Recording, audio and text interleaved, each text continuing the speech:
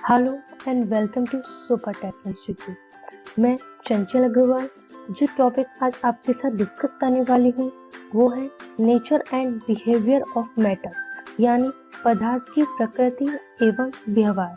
Friends, इस topic के बारे में थोड़ी सी चर्चा हम पहले की वीडियो में कर चुके हैं। आज इस वीडियो में हम उससे आगे का टॉपिक डिस्कस करने वाले हैं। तो चलिए स्टार्ट करते हैं हम अपना आज का सेशन हेलो साइंस, जहां लर्निंग होगी with play and fun.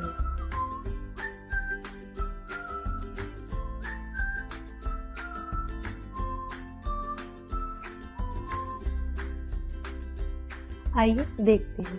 Friends, इससे पहले की वीडियो में हमने डिस्कस किया था कि मिश्रण क्या होता है और इसके कितने प्रकार होते हैं, जहां हमने सामांगी मिश्रण और विषमांगी मिश्रण के बारे में विस्तार से चर्चा की थी।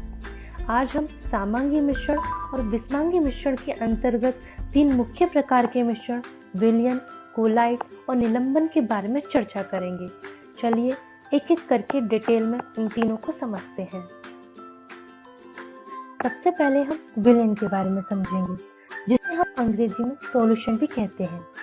दो या दो से अधिक पदार्थों का सामांगी मिश्रण विलयन कहलाता है, जैसे कि नींबू पानी, सोडा वाटर, पानी तथा चीनी का घोल, नमक तथा पानी का घोल, हवा, ये सभी विलयन के उदाहरण हैं।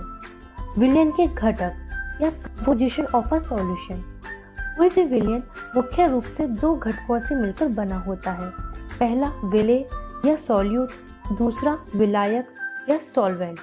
विलायक विलयन का वह घटक होता है जो दूसरे घटक को घोलता है या मिलाता है, और विलयन का वह घटक जो दूसरे घटक में घुलता है या मिलता है विलेय कहलाता है। चलिए एक एक्टिविटी के थ्रू हम इसे और अधिक स्पष्ट करते हैं।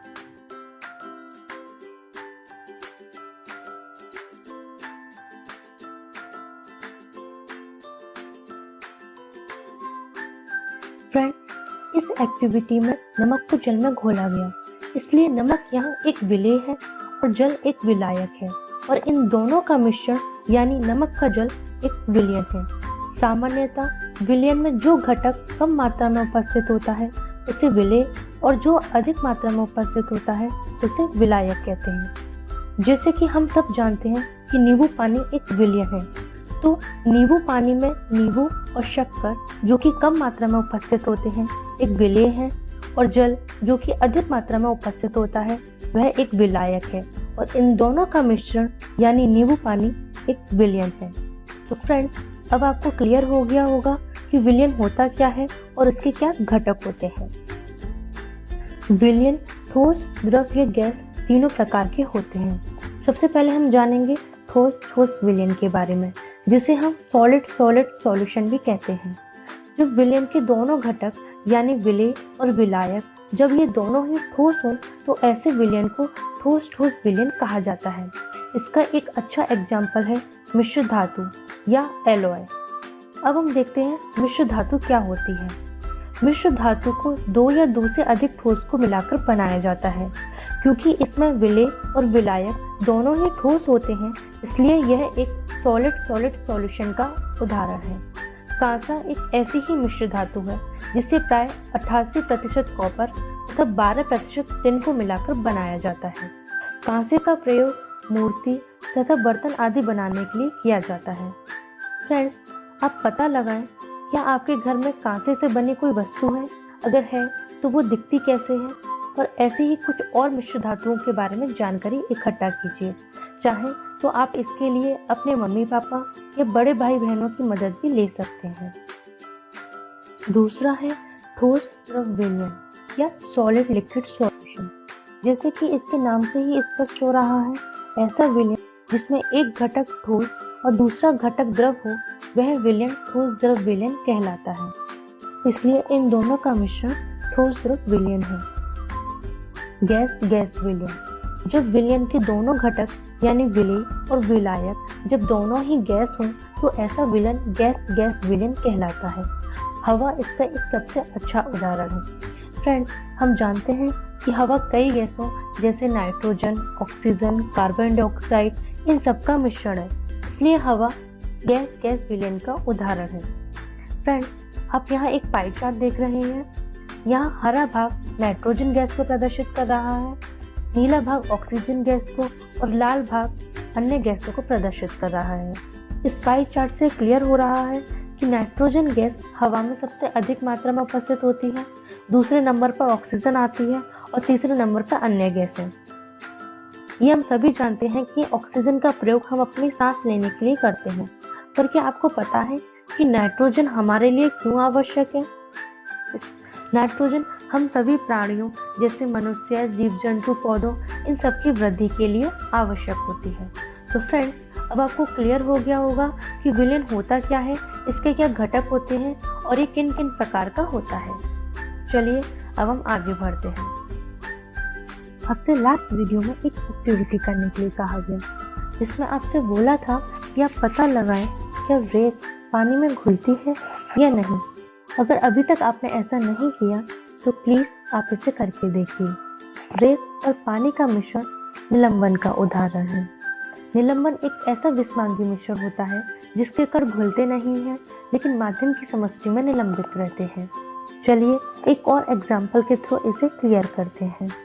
फ्रेंड्स, आप यहाँ इस ट्यूब में पानी और तेल का मिश्रण देख रहे हैं, जिसमें हम पानी और तेल की सीमाओं को पृथक पृथक स्पष्ट रूप से देख सकते हैं।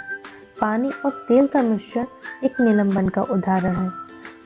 इट मीन्स हम कह सकते हैं कि एक ऐसा विसमांगी मिश्रण जिसके कण घुलते नहीं हैं, वे निलंबन कहलाते हैं। आटे तथा पानी का मिश्रण, तेल तथा पानी का मिश्रण, चौक तथा पानी का मिश्रण, हवा में धूल कणों का मिश्रण, ऐसे ही कुछ निलंबन के उदाहरण हैं। फ्रेंड्स, अब आपको एक काम करना है। आप घर पर एक गिलास पानी लीजिए और उसमें थोड़ा सा आटा डाल दीजिए। आप पता लगाइए क्या आटा पानी में घुलता है या नहीं। आइए देखते हैं कोलाइट क्या है। विलयन एक समांगी मिश्रण है और निलंबन एक विसमांगी मिश्रण, लेकिन एक ऐसा मिश्रण जो इन दोनों के बीच के गुणों को प्रदर्शित करता है कोलाइट कहलाता है। कोलाइट के कण निलंबन के कणों की अपेक्षा आकार में छोटे होने के कारण यह समांगी मिश्रण प्रतीत होता है, परंतु वास्तव में यह एक विसमांगी मिश्रण है। फ्रेंड्स, जो दूध आप पीते हैं और जिस शेविंग क्रीम से आपके पापा शेविंग करते हैं, ये दोनों ही कोलाइट के उदाहरण हैं। क्या आपको दूध पीना पसंद है? वेल, मुझे तो नहीं है, लेकिन दूध की एक विशेषता है जो मुझे बहुत पसंद है। चलिए एक एक्टिविटी के थ्रू उसे हम देखते हैं।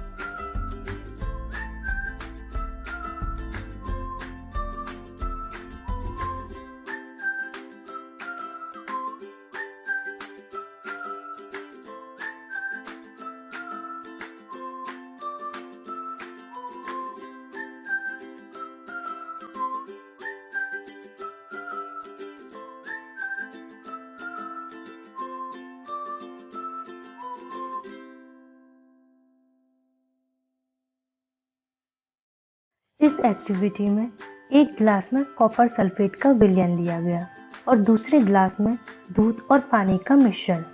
जब हम टॉर्च का प्रकाश इन दोनों गिलासों पर डालते हैं, तब हम देखते हैं कि प्रकाश कॉपर सल्फेट के विलयन से पास नहीं होता है, बल्कि वही प्रकाश दूध और पानी के मिश्रण से पास हो जाता है। इसी को हम टिंडल प्रभाव कहते हैं। आइए समझते हैं टिंडल प्रभाव क्या होता है और इसके क्या कारण हैं। जब प्रकाश किसी कोलाइडी माध्यम से होकर गुजरता है तो प्रकाश का प्रकीर्णन होता है और प्रकाश का मार्ग दिखाई देने लगता है। प्रकाश की इसी घटना को ही टिंडल प्रभाव कहा जाता है। इस परिघटना की खोज जॉन टिंडल ने की थी, इसीलिए इस परिघटना को उन्हीं के नाम पर टिंडल प्रभाव कहा गया। क्योंकि दूध और पानी का मिश्रण एक कोलाइडी विलयन है, इसी कारण टॉर्च का प्रकाश दूध और पानी के मिश्रण से पास हो जाता है, परंतु कॉपर सल्फेट के विलयन से पास नहीं हो पाता है।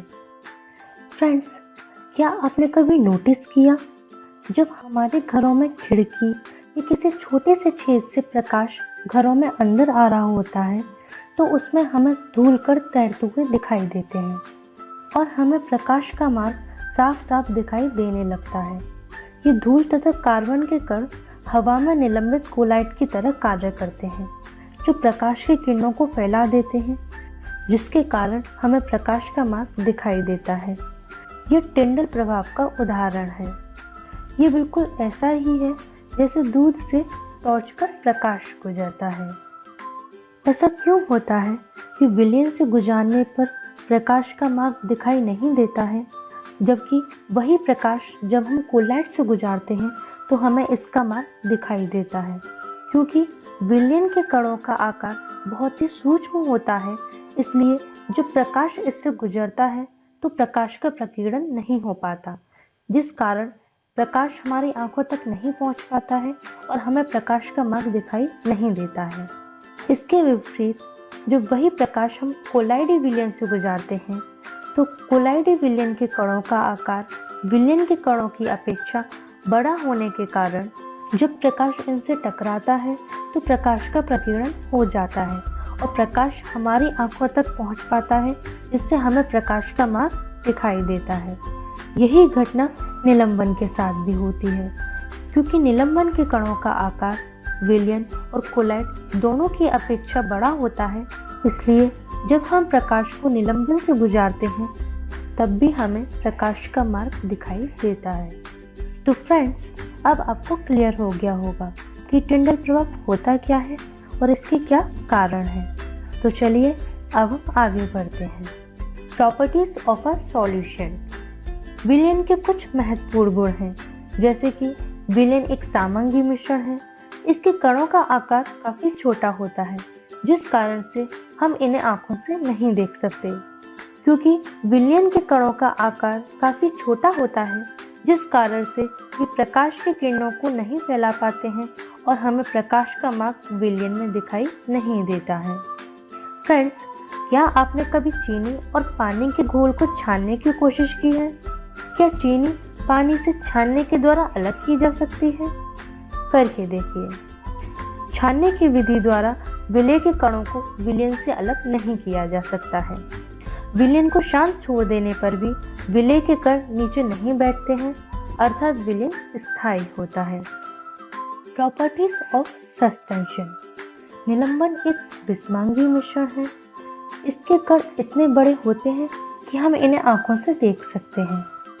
ये निलंबित कण प्रकाश की किरणों को फैला देते हैं, जिससे उसका मार्ग दृष्टिगोचर हो जाता है। जब निलंबन को शांत छोड़ दिया जाता है तो निलंबन के कण नीचे की ओर बैठ जाते हैं, अर्थात निलंबन अस्थायी होता है।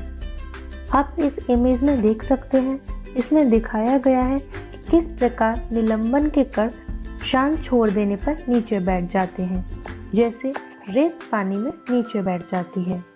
जब निलंबन के कण नीचे बैठ जाते हैं तो निलंबन टूट जाता है तथा ये प्रकाश की किरणों को नहीं फैलाता है। निलंबन के कणों को छानन विधि द्वारा मिश्रण से पृथक किया जा सकता है। आप इस इमेज में देख सकते हैं, यहाँ रेत को पानी से अलग किया गया है। अब हम देखते हैं कोलाइट के गुण। कोलाइट एक विषमांगी मिश्रण है। कोलाइट के कण इतने छोटे होते हैं कि आंखों से दिखाई नहीं देते, परंतु कोलाइट के कण इतने बड़े होते हैं कि वे प्रकाश को फैला सकते हैं, जिससे प्रकाश का मार्ग कोलाइट में दृष्टिगोचर होता है। कोलाइडल मिश्रण को शांत छोड़ देने पर इसके कण तल में नहीं बैठते हैं, अर्थात ये स्थायी होते हैं। कोलाइट के कणों को छानन विधि द्वारा पृथक नहीं किया जा सकता, परंतु एक विशेष विधि अपकेंद्रीकरण तकनीक द्वारा इन्हें पृथक किया जा सकता है। दूध से मक्खन निकालना अपकेंद्रीकरण तकनीकी का ही एक उदाहरण है। अपकेंद्रीय बल वह बल होता है जिसके कारण किसी गतिशील वस्तु में केंद्र से दूर भागने की प्रवृत्ति होती है। यह एक प्रकार का आभासी बल होता है। तो फ्रेंड्स, आज हमने विलयन, कोलाइट और निलंबन के गुणों के बारे में विस्तार से चर्चा की। तो आज आपके लिए होमवर्क ये है कि आप विलयन, कोलाइट और निलंबन के 5-5 उदाहरणों को कॉपी में नोट करेंगे और इसके अलावा जो भी एक्टिविटीज आपको बताई जा रही हैं वह घर पर करके देखिएगा। तो फ्रेंड्स, आज के लिए इतना ही। हम फिर मिलेंगे जहां लर्निंग होगी with play and fun. So thank you, have a nice day.